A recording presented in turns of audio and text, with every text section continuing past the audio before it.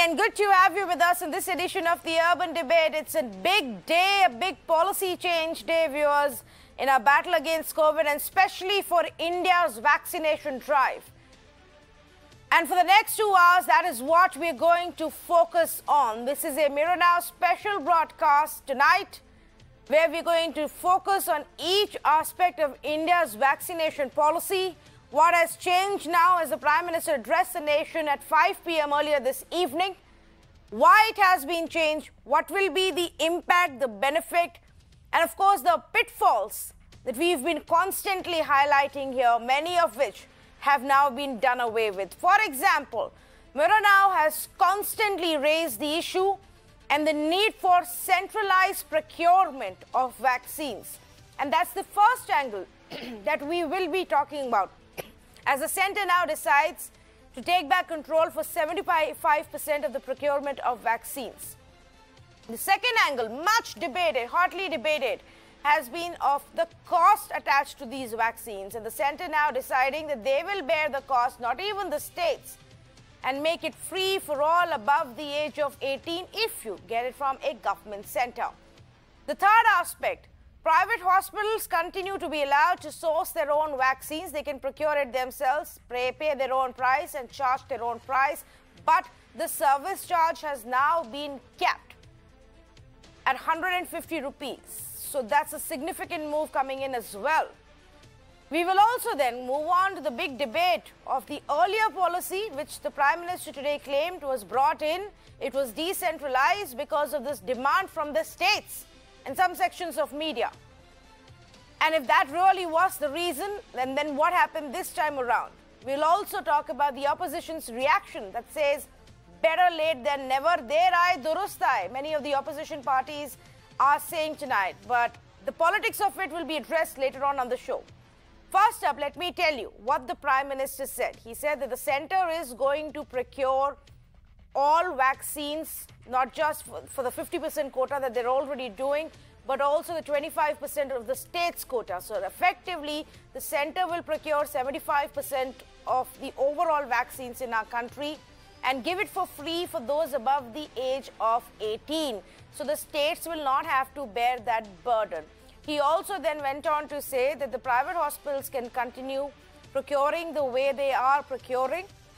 He also said that all of these decisions, even the decisions in April end, when it was decided to decentralize the vaccination process, was taken basis conversations with the states. It was the states who demanded more control. It was the states who demanded more autonomy, and it was done basis a consensus. And then the Prime Minister said that even now we're making changes as we work along with the states. Let's listen in to an excerpt of his address that took place at 5 p.m. आज ये निर्णय लिया गया है कि राज्यों के पास vaccination से जुड़ा जो 25% काम था, उसकी जिम्मेदारी भी भारत सरकार उठाएगी। ये व्यवस्था आने वाले 2 सप्ताह में लागू की जाएगी। इन 2 सप्ताह में केंद्र और राज्य सरकारें मिलकर नई गाइडलाइंस के अनुसार आवश्यक तैयारी कर लेंगी। संयोग है कि 2 सप्ताह बाद 21 जून को ही अंतर्राष्ट्रीय योग दिवस भी है। 21 जून सोमवार से देश के हर राज्य में 18 वर्ष से ऊपर की उम्र के सभी नागरिकों के लिए भारत सरकार राज्यों को मुफ्त वैक्सीन मुहैया कराएगी। अब तक देश के करोड़ों लोगों को मुफ्त वैक्सीन मिली है।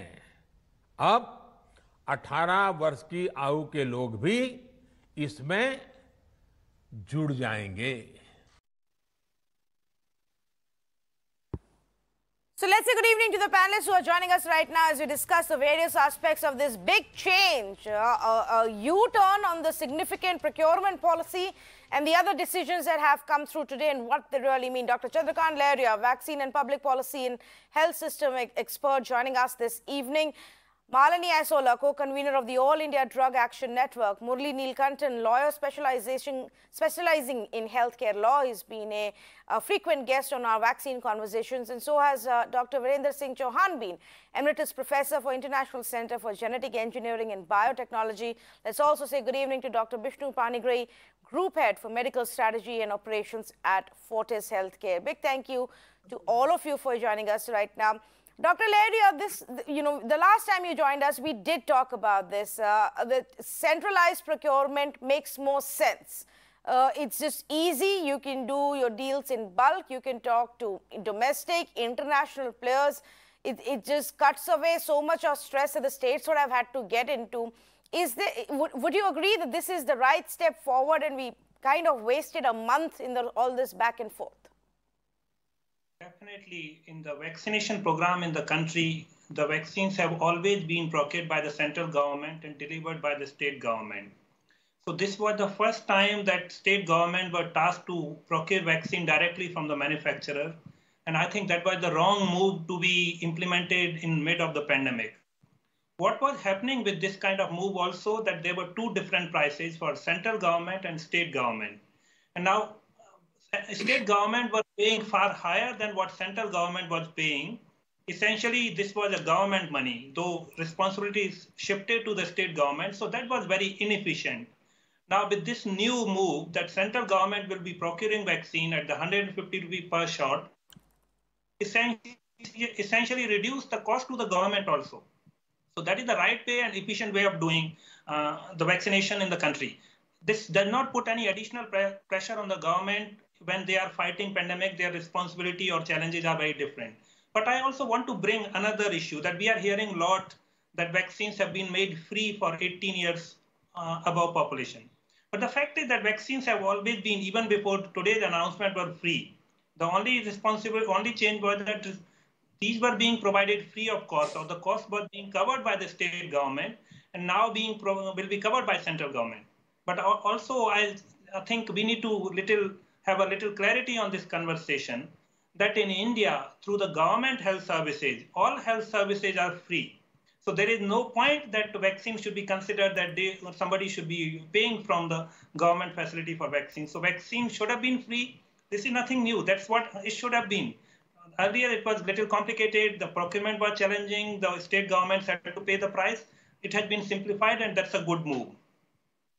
Yeah, you have actually raised an interesting point here. I think that the differentiation also is, though, that the states won't have to bear the cost. Dr. Leria, do you agree with that policy, that the cost should also be borne by the center and not the state governments? I think that is an argument not only me, but many experts have been making since the very beginning of COVID-19 vaccination. Pandemic is a public health challenge. In this period, the vaccine should be free for every citizen, irrespective of whether citizen is going to the public sector and private sector.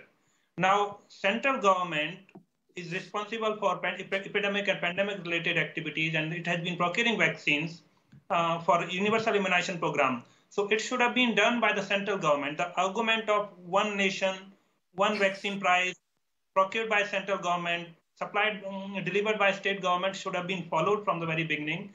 Now some corrections have been made, which is a good sign. But I would go further ahead, that in the mid of the pandemic, even in the private sector, even when people are want to go to private sector and get vaccine, the cost of vaccine to the people should be zero, which means that the cost should be covered by the central government. It's only the service charge which should have been done. And that's exactly what nearly all countries across the world are doing. United States, which is a poster child of private sector market and where people have to pay for nearly everything, is providing COVID-19 vaccines free. Every single country across the world is providing COVID-19 vaccines free. I think this would have been a very good signal from Union government and Indian government that we care, and in the period of pandemic, everybody would get a free vaccine. Yes, absolutely. Okay, so then it comes the second aspect. And that aspect is, Murli, that even now the private hospitals will be procuring vaccine themselves. And while the service charges have been capped at 150, I mean, if they're going to be paying a higher price to buy it from the vaccine makers, which I assume they will, that differential pricing continues. Do you think that's a sound part of the policy? Maybe government thinking about the vaccine makers and the private hospitals wanting to make some money? Actually, there is an aspect to it which is even more complicated. If you think about how the states distribute vaccines, before April, the states used private hospitals to distribute vaccines as well. So in that case, we had private hospitals that were charging for Covishield 250 rupees. Now what will happen? The same private hospital will have two sources of supplies. One from the manufacturer at the private MRP, which in this case will be 600 rupees. And if you believe the Prime Minister, they will get free vaccines. The same private hospital will get same free Covishield vaccine.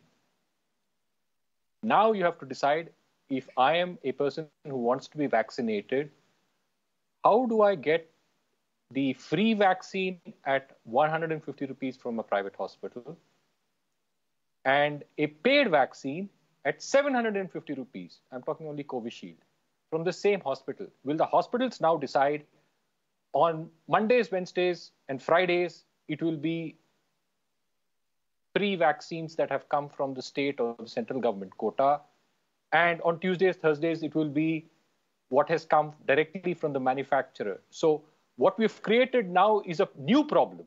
Every time there is a policy announcement, we assume that it fixes old problems. But I see that it has created a new problem now. How on CoWIN will you decide that the same hospital on the same day will have two prices for the exact same vaccine?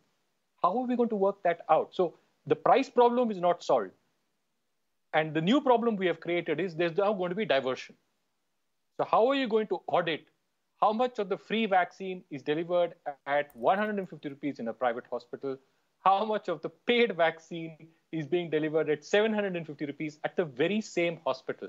So I'm a little disappointed that this clarity of such a fundamental economic truth has somehow got lost in what the Prime Minister has said. All I can hope is in the 2 weeks, when there is time to think about what he has said, the rules will clarify for us how that price will be paid by the common man. Let me ask Dr. Bishnu Panigrahi that question. Dr. Panigrahi, any clarity on this? Will the private hospitals be a part of the government vaccination program, or will they be on their own as they are right now for the 18 to 44 category? Hi, Tanvi. Good evening all. Thank you for calling me from Fortis. What I'd like to put across is that if you look at the Prime Minister's announcement, the 75% and 25%, now 75% government will be procuring and giving it to the state governments, and that will be provided free of cost. So anyone can go to any government hospital and get themselves vaccinated free of cost. Those who can afford can go to private hospitals. So that continues. That 25% that was there earlier, which the change came in from 1st May, that continues. So for example, Fortis Healthcare, from the beginning when it started from 1st May, we have been procuring our vaccinations, the vaccines directly from the manufacturers directly. And earlier we were taking just a service charge of 200 rupees extra. Now it will be 150 rupees extra. So that's it. So there is no profiteering or anything of that sort. So I think so there's more clarity here. If you look back at January 16th of this year, when the rollout happened for healthcare workers, frontline workers, the government was giving it to the public sector and private sector together, and everyone was getting it free of cost. In the private sector, there was some service charge, 150 rupees was a service charge. So we are back to square one, if I can say. So there is clarity in what the Prime Minister has said today. I think so we are making it too complicated, and most important message I think so is that let us get on with the vaccination. The more people are vaccinated, the more we protect ourselves. And even it has been seen, even one shot of vaccine protects you. And the most important thing which I would like to say to all the viewers is that even one shot if you have got, you protect yourself, you protect your people in your own household also. So I think so there's clarity. I don't see any confusion here. Murli, would you like to weigh in on this before I go to other panelists? As I said, the confusion is very simple. The same hospital in January, February, March got free vaccines. Today has free vaccines and paid vaccines. How is it going to decide how it is going to distribute those vaccines? It's okay if a hospital says, I will not take any free vaccines from the state government. I think there are a few private hospitals which may be privileged enough to do that. But for most hospitals, and you're talking about not the corporate chains, but the small and medium hospitals, which have been at the forefront of the vaccination drive until this policy came on 1st of May. What about them? How do, we leave out the 4 large hospitals, Fortis, Max, Apollo, we leave them out. They may be able to go directly to a manufacturer and buy vaccines at 600 and sell it at 750. What about the others? They are not going to be able to get supplies from Serum Institute. They can't buy, 10,000 vaccines a month. Nobody's going to supply them 10,000 vaccines a month. What about them? They are the ones who are going to be caught in this web. Okay, fair enough. Yes, Dr. Panigrahi, because I think can I respond to that? Yes, can I respond to that? See, whatever little of the announcement that I heard was that the government, the 75% will go to the state government. State centers. And it will be to the public centers. So what happens? Okay, so what happens, even if we assume right now and in the next 2 weeks, we will get all of this clarity that what the center is procuring now will go to the state or the central centers, and the private hospitals procure for themselves and go and vaccinate people at their cost with service charge. But if that is the case, Malini, there has been quite a bit of back and forth, with the Smaller Hospitals Association raising this issue, where they said that the Serum Institute responded to them initially saying we are not allowed to, we will have to take permission from the center.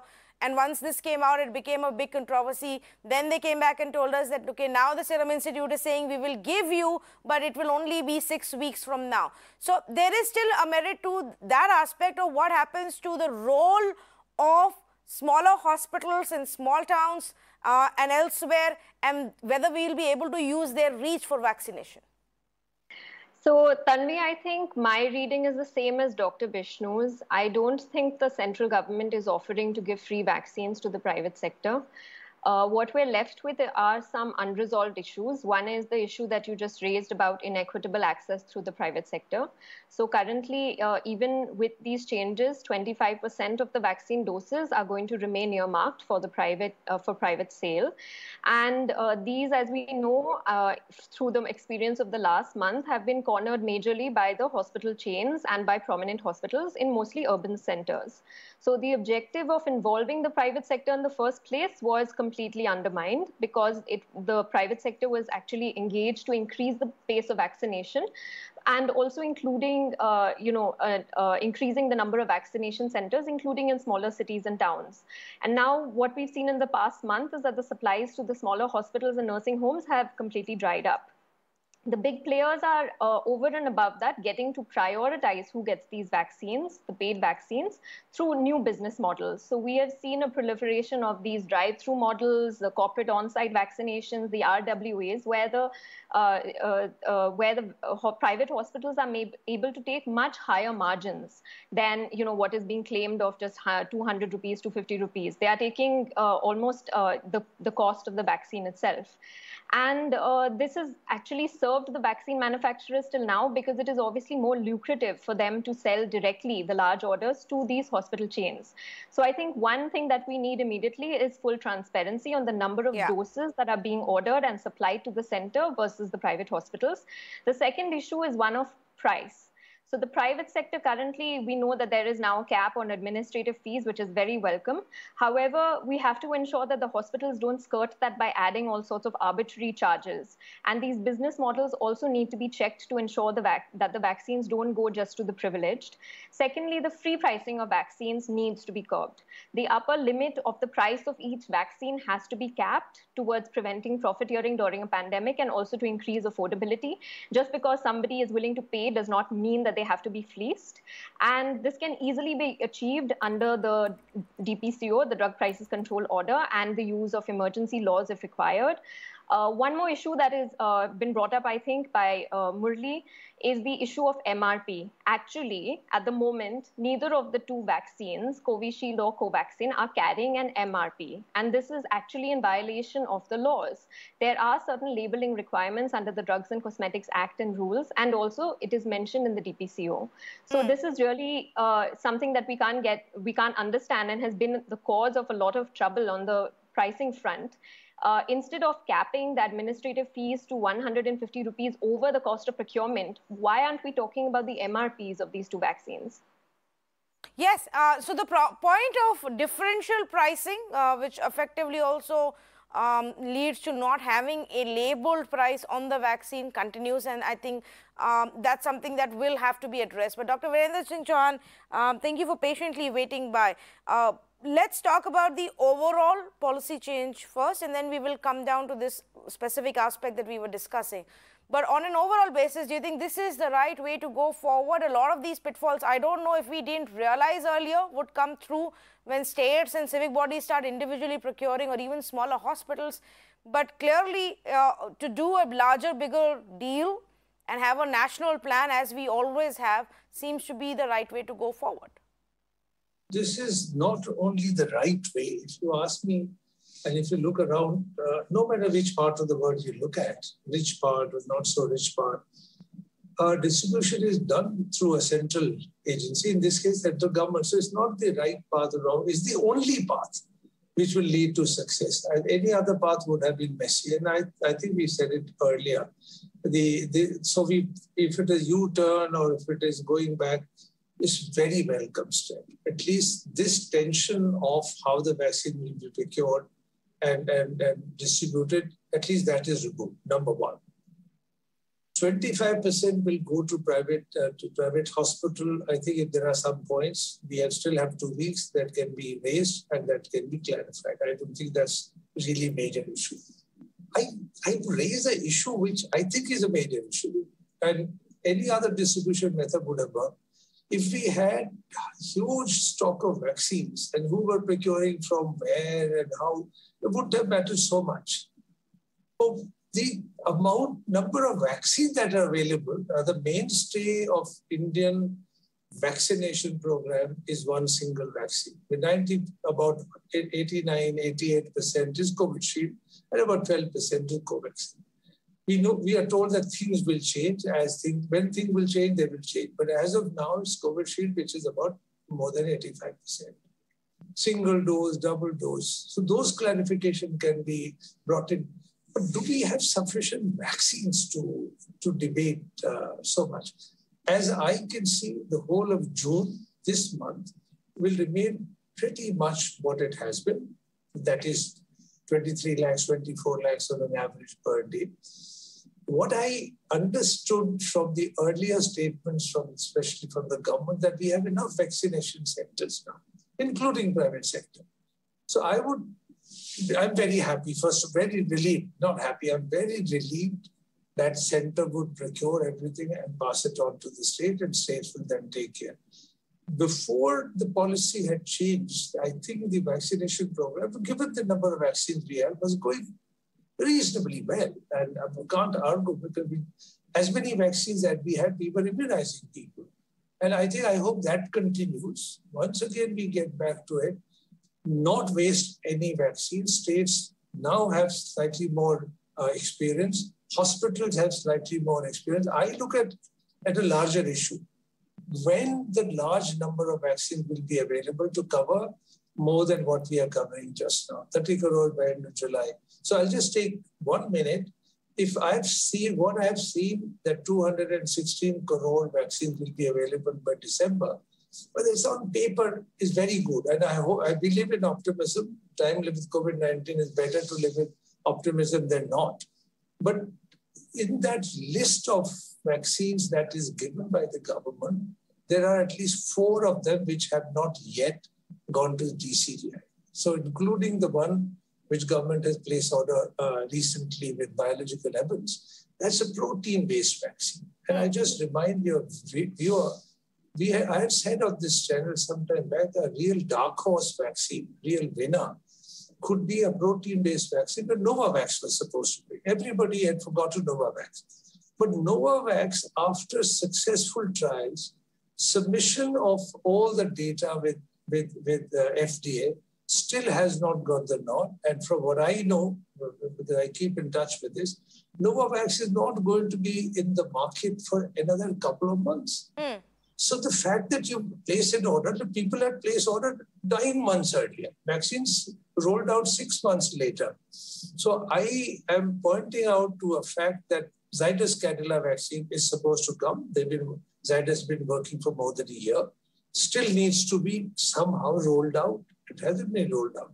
So I'm very happy to live in optimism, but I think there should be some reality check on that. If we are now in June, we're going to be in July, SII might be able to ramp up to 200 million a month, sure, but there's 30% more vaccine. I don't think there's going to be a major issue of vaccinating people. Issue still would be the supply. And it's not going to be, so again and again, you would hear, all of us have heard, that August to December, our supply would be from August to September. So until August, therefore, logically you would imagine that the number of vaccines available is not going to be substantially more than what we have. Yes. So I would only urge with everyone, again, I've always said, the vaccines will be slow to be rolled out for the next couple of months. Don't forget in this vaccine debate that we still need to double mask ourselves. The mutant that is driving current pandemic, not only in India, but Malaysia and elsewhere. I mean, now we are finding it everywhere, is about 40% more infective than even the UK strain. So remember, I'm talking to the audience, your audience now, that the virus is still very much there. Vaccine, this is great news, first of all. I don't want to argue with what has happened today. This is something which was waiting to happen. I'm so glad it has happened. So I'm not going to debate that. But we need to make sure, keep an eye on the vaccine supply, where we're going to get it. I can assure you, I've written about this, that Moderna and Pfizer, much you would try, because now the vaccination has been open for 12 to 15 years in Europe. UK said yesterday. Correct. And US is already done. Europe is beginning to go into vaccinate children. So these vaccines will be in huge demand in the Western world. Well, I just want to add something here, Dr. Chauhan, and I completely agree with you on the estimate of 216 crore by the end of this year. I mean, we've repeatedly highlighted here that we must approach it with caution and not, believe that it may necessarily happen. We can all hope it does. But today I'm feeling a little bit more confident because I've spoken to expert after expert about the rationale behind decentralizing it, and nobody saw the rationale. For the past 1 month, every conversation that we've had, Dr. Chandrakant Lahiriya has been on our show before. You have, Murli, all of you have been on our shows before. Nobody has backed that idea. But the centre went ahead and did it. If it was actually done as a consequence of politics and political pressure, and that has been turned around today, I feel, and I am a little hopeful about the fact that now the central government is confident of being able to ramp up this vaccination drive. It may not be 200 crore doses by end of this year, but they're definitely confident that the situation will very quickly improve. And when it does, it will be perceived as a central procurement policy that has worked versus the mess it was when it was with the states. We vaccinated 5 crore, we administered about 5 crore doses in May. We do know that the government has given us an estimate of 10 crore doses for June. And, July onwards, things will only gradually improve from there. August gives us the big push with more brands coming in. The Prime Minister today himself has said it now that there are 3 specific trials that, they are very hopeful of going through very quickly. And he's also mentioned the nasal vaccine research that's going on. So I feel, I'm just saying that I'm a little bit more hopeful than I was about higher numbers than I was yesterday, basis the decisions that have come through today. But I want to discuss a second aspect. Dr. Lahiriya, the second aspect is what you mentioned earlier about the cost of the vaccine. and that always we've had a vaccination program where the state, as in the government, bears the cost of it. Here we are still leaving 25% where the private hospitals will be able to put a price to it. Basis whatever they, the fact that they're buying it for $1,200 each Covaxin dose from the maker and then adding their charge to it and putting it out in the market. Is that sound policy making to your mind, or should we have just said 100% the government bears the cost? That's completely a wrong approach to share 25% vaccine of the total vaccine with the private sector. Let me explain you why. There are two things. Even in the routine immunization program in India, the share of private sector in vaccine delivery is around 10 to 15%. So they provide very small proportion of all the vaccines which are delivered to the children in the country. Then if we look at the proportion of COVID-19 vaccination center, to my knowledge, and I have looked regularly, the proportion of COVID-19 vaccination centers in private sector are around 10% of the total COVID-19 vaccination center. So with these two things to put together, while their contribution is around 10% to the vaccination program, providing them 25% of the total vaccines essentially puts government sector at disadvantage. It essentially means that 25% vaccines, if go to private sector, they would always have excess vaccine. They would never run short of the vaccines. While on the other side, the public sector facilities we know are running short of the vaccine. So this is a really wrong policy. Besides, the correct policy would have been that central government should have been providing vaccine free of cost, no matter where it is being administered. Even the service charge, which is being charged at the private sector, should have been paid by the government. But the formula of 75-25 is completely wrong. There is no rationale of that formula. It should have been proportionate to the vaccination centers there. That's one part. But other part is the cost. I think there is no rationale in having a differential price. That's another discussion which we have always had. If government can get the vaccine at the 150 rupee per shot, I don't see any reason it should be sold at 600 rupee or 1200 rupee in the private sector. Essentially, it is the money which people are paying in this country. And in the pandemic period, people have different type of challenges. We are hearing the news, like this morning, this news was there in one of the leading newspapers, which said that many of the private sector has empty slots for vaccination because people are not getting themselves registered. They find it really expensive cost or expensive price to get themselves vaccinated. While in the government facility, the slots are not available. So this policy, this is not enough that center procure and provide to the state government. I think government should also relook the proportion or the share which should go to the private sector. This is even more important because till now, only 60 million shots were available, but now slowly it is increasing at the rapid pace, like 100 million, 120 million, or 150 million. I don't think the private sector has that kind of capacity to absorb 25% of vaccine and deliver them. The formula should also be revised to 10% and 90%, or even 100% by central government. That would be ideal, but not more than 10% to private sector. Not more than 10% to private sector. Dr. Panigiri, do you want to comment on this? What is your view to both? One, that the vaccine makers are able to still sell it at a higher price to private hospitals, and two, that the private hospitals are able to charge people for it. Tanvi, I must first commend you for your thought process that you mentioned, that you had this and that is what the government has gone about it. I want to put something in perspective. We are talking about 75%, 25%, 90%, 10%, the breakup that panelists are mentioning about. When the pandemic hit, the first wave, second wave, that criteria was not never said that the private sector will have only 10%, will have 10%, 90% will be taken care of the public sector. That never happened. The public sector, the private sector stepped forward. They did immense, I'm not talking about Fortis, I'm talking about in general, the private sector with big, small players, everyone. That is not being factored in now. We are just going around in circles and confusing the public. I want to be very clear here, Tanvi, please, I'm being honest here. The elephant in the room is to vaccinate. And 70% is a very reasonable thing that the government has done. If they want to change it to 80, 90, that's a different thing. That's their call. That's the government call.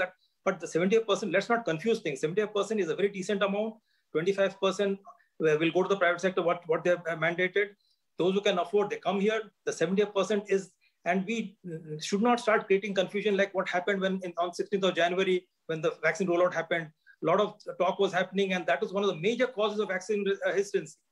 So I want to put across, and through your channel, to all the viewers, please get yourself vaccinated, and let us not get into this tu meme about private sector and public sector. Those who afford, they can come to private sector, and the rest can go to the public sector and get themselves vaccinated. Please vaccinate yourself, protect your family, protect your community. Well, I just want to add, as long as there is transparency, the point that Malini was making earlier, currently there isn't any transparency on how many vaccines are being given to whom and on what basis is being done.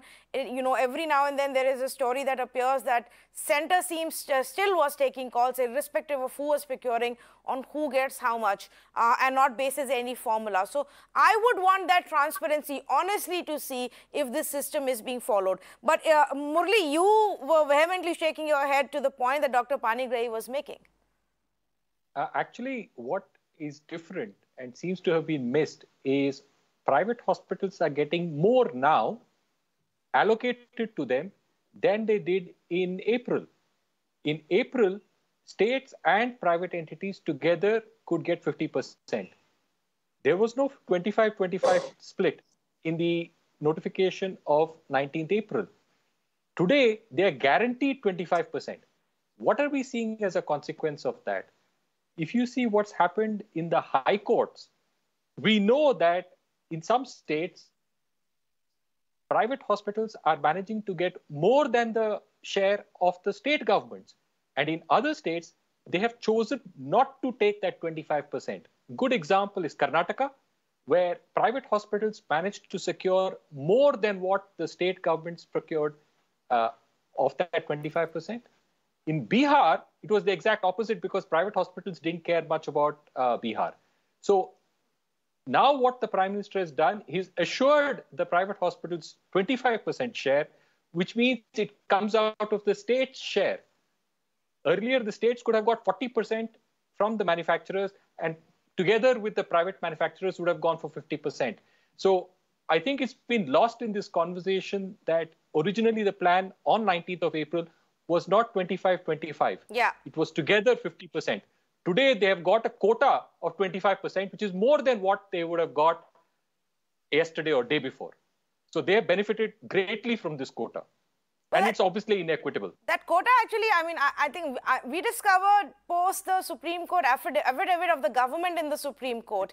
And I think a lot of this, Murli, even on the pricing, would probably still go back to the Supreme Court. A few of the issues that the court raised and said, well, COVID management, vaccine policy, procurement is all the centre's responsibility. And I think that part has been resolved today. But as far as the differential policy pricing is concerned, and even the role of private hospital is still something that could be taken up. Yeah, I think so. And some of the questions regarding the policy still remain to be answered. So the Supreme Court's asked several fundamental questions on how did you come up with this policy? Give us a good reason for why you changed the policy, which has been running well. We have a vaccine policy from 2011. Why was that changed in the middle of a pandemic? So all of those questions still remain. And I don't think this announcement today resolves all of those questions. What it does is take away some elements of the arbitrariness that the Supreme Court pointed out in the policy. It doesn't take away many of the issues just yet. It doesn't take away the issues of the pricing to the manufacturers. It doesn't take away the issue of why is it that orders were placed only on 2 manufacturers and not on others. It doesn't take away the issue of why has the government not placed orders for the rest of the year on all manufacturers. It doesn't tell us what is the schedule for deliveries for the rest of the year, which is again a question that the Supreme Court has asked twice already. So there are a lot of questions that still remain to be answered, but to some extent, the urgent issue of inequity between the center and states has been resolved in this announcement today. Yes, because like I said, there were 2 things the Supreme Court specifically said to this aspect. One was that the management of the pandemic, vaccination policy and pricing are the responsibility of the center, and that the quota of 25% to states is disproportionate and not in touch with the societal realities. So that aspect has been taken care of. But Malini, the other aspect was show us the numbers, show us the rationale, tell us what you're doing with your funds. 35,000 crore, that the government said they're set aside for vaccination. How are you going to use that? And I think that's what's also led to the center now deciding that, okay, we will bear the cost, not the states, but the center bears that entire cost. Tanvi, let me start by saying that I couldn't agree more with what Dr. Lahiria has said in terms of the quota that has been provided for private hospitals. 25% is just too high. Also keep in mind that over the last month, when we had the policy of 50% shared between states and the private hospitals, the states were being asked to obediently follow procurement based on the prices that were being set for them by the companies, whereas the big private hospital corporate chains were able to negotiate all kinds of deals that were not transparent. So they have been negotiating various kinds of discounts or different prices, and then also being able to sell those vaccines at varied prices. So I do think that 25% is too much. Coming back to another aspect of the cost of the vaccines, this relates to what the central government should be paying towards these vaccines. We know that most recently the government has ordered at the rate of 150 rupees for each of these vaccines, but that price needs to go down. It needs to go lower towards, say, 50 or 60 or 70 rupees.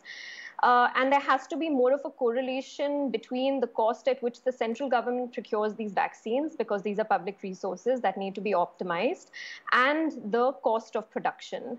Now, given the volumes at which the central government is going to be placing these orders and procuring the vaccines, hopefully, we think that even at prices of 60 to 70 rupees, it would be very profitable. This is also based on our discussions with experts who put the cost of production lower and that provides for certainly a profitable price.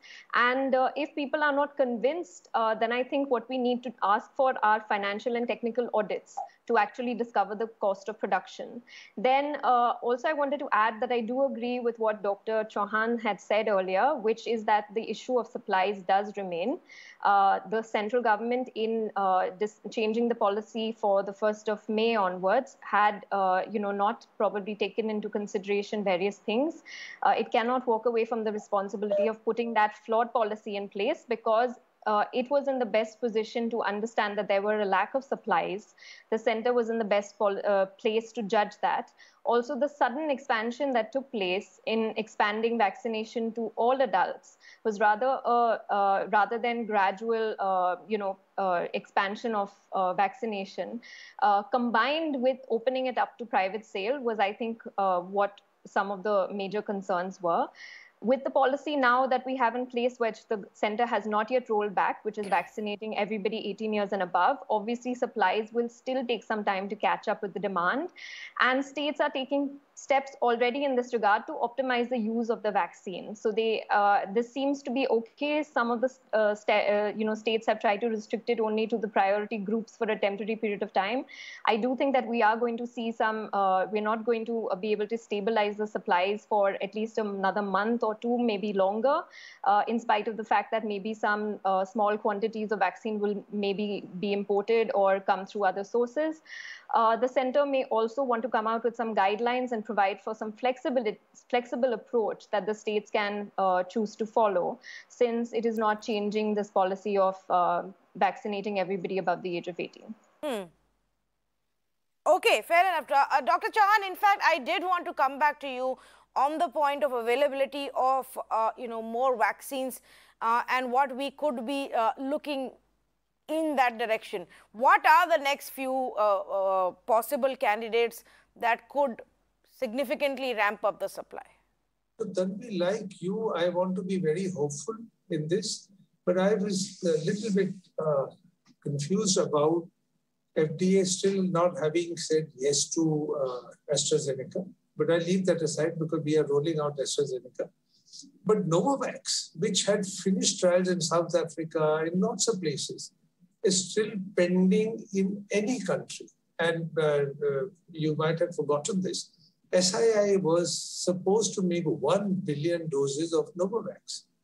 Now, I just mentioned to my panelists and to the audience, the vaccine cost elsewhere. Outside expert might have said you can produce for 50 rupees or 60 rupees, but require 30, 40 chemicals. And the reason why ramping up would not have been done or was not done is not because of they couldn't ramp it up, because half of the supply chain was completely stopped from the US. So you couldn't get all vaccines. All the vaccine that we are talking about require something called delivery agent or adjuvants. Now, these are not very inexpensive materials. So if you think the vaccines can be rolled out at 50 rupees, I have no brief from anyone. But if you look at any international price, in any market, I mean, Sputnik, after all, is trying to sell vaccine at 995 rupees. And we've said yes to Sputnik. Tomorrow you try to get Moderna. But Moderna is being sold at $40 a shot. So the vaccine price in India is probably the lowest, as it should be. Because we always have rolled out high quality, low, very cost-effective vaccine.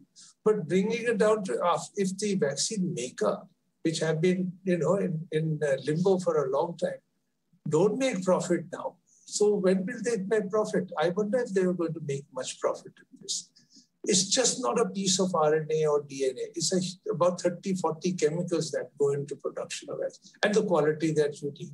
And the facility that would be as you need BSL-3 facility for Covaxin, for example. So these things are expensive. I'll come to very, very quickly the new excitement in new vaccine that will come out. If Baylor College of Medicine vaccine, which Biological Evans is making, what I've seen in the literature, they've done their phase 1, phase 2 trial, their phase 3 trial results are yet to come.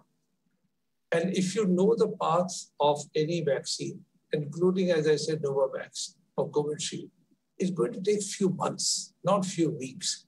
Before you can get your phase 3 data, you have to analyze the data. Then you have to submit the data. Then a committee has to look at the data. So this is going to be a little bit longer. But I'm very happy to live in hope that you said that the ramping up or nasal vaccine will be here. So there's a vaccine which Sweden has just beginning to roll out. It's a powder vaccine. And if and when, how it comes. So COVAX right now is looking at technologies. For example, mRNA vaccine from PureChem from Germany is stable at room temperature. So this is, I think, by the end of the year, before the end of the year, you will see mRNA vaccine much, much more stable than minus 80 degrees, minus 70 degrees. So what is let me just get 30 seconds more. Our aim is to produce at least 7 billion doses worldwide. China is already slated to make 3 to 5 billion. They already have said it, they have announced it. India should be and can very easily be in a position to make 2 billion doses. I have absolutely no doubt. It's just that the other supply chain must not get clogged as they did in March, April. They mustn't get clogged. And I think that has to be worked out with US or EU, because the moment you want to ramp up, you need huge amount of chemical. I hope biological evidence results are good. Then by August, September, you will see 300 million doses. That's what Mahima has said. Likewise, Zydus. I don't know how far is Zydus. Zydus has been saying that phase 3 trials are over. They could at least make 100 million doses. So the future does look very good. We should not panic at this given stage. I think all of us should get together. But I'm afraid June and most of July we have to just deal with as things are. Get our political differences sorted out. Everybody, I'm not too bothered about 25% to private hospitals versus 5% to 10%. We haven't got enough vaccines. When enough vaccines come, I think we'll cross the bridge when we come to it. But right now, what has happened today is what should have been there for a long time. Yeah. It is public good. It should be available. This one layer of the hesitancy right now, America today is struggling. They have more vaccines than they need, but they are unable to raise percentage by another 5% because they have to deal now with vaccine hesitancy. So is the France. In India, vaccine hesitancy is a reality. Yeah. And once we have enough vaccines, you'll see that discussion again coming up. Hopefully we'll be on your channel. Then how do we get people come to take a vaccine? This will come. If not today, but right now, supply is small. No, it's there, Dr. Chauhan. You know, a lot of times we see it from the point of view of us living in big cities where there are just long queues and not enough doses. But we actually did do a special show last week where we highlighted, and it's not vaccine, I mean, vaccine hesitancy is such a mild term, probably more appropriate for what happens in the United States. But in our country, there is violence. People are attacking the healthcare professionals because they don't want to take the vaccine. Every day we get visuals from, smaller towns and villages where people are running away, hiding, or attacking the professionals who've come, even officials who've come to spread awareness about the vaccine. We had visuals coming from one place in UP, I believe, where they thought it's safer to jump into the river and swim across the river rather than getting vaccinated. So our challenge is much, much bigger than what, and any other country would face, Dr. Leheria, and it is an aspect that we need to focus on now. Because otherwise, we will again stare at a situation where majority of your urban population is vaccinated, but in rural India, we've not gotten anywhere. Yeah, so in this process, we are focusing upon the policy. Some tweaking has been done into the vaccination policy. Then some attention is there on procuring supply. But the delivery remains the key challenge. And in any successful vaccination program, a communication strategy is an integral part of those vaccine delivery. India has developed a COVID-19 vaccination communication strategy, but we really don't know what is happening with that communication strategy. It will be as good as its implementation. So it is true that right now, there is not that much attention on vaccine hesitancy because there is a more demand than supply, but there would be time, and we cannot solve that problem when the problem will arise. So we have to start that communication strategy right now onward, at least developing, understanding that why people are hesitant. And it's widely known that when we look at the people, or when we look at the perspective of the people as far as vaccines are concerned, there are people who are on the extreme left who would refuse all the vaccines, and there are people who would accept all the vaccines. And majority of the people are in the middle, fortunately. But people who are on between the extreme left, who refuse everything, and then who are indecisive, we need to focus upon our communication strategy on them, understand their concerns, and then nuanced communication strategy need to be designed and developed. I don't see that happening based upon the evidence. And unless we plan now, we will fail in delivering vaccines to the people when the challenge will really arise.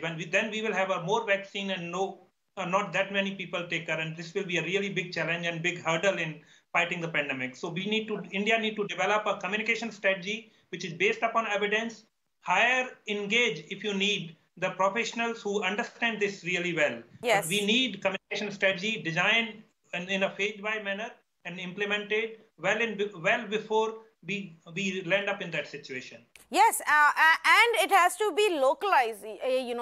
Each local administration will also need to step in and figure out how they're going to reach out to their people.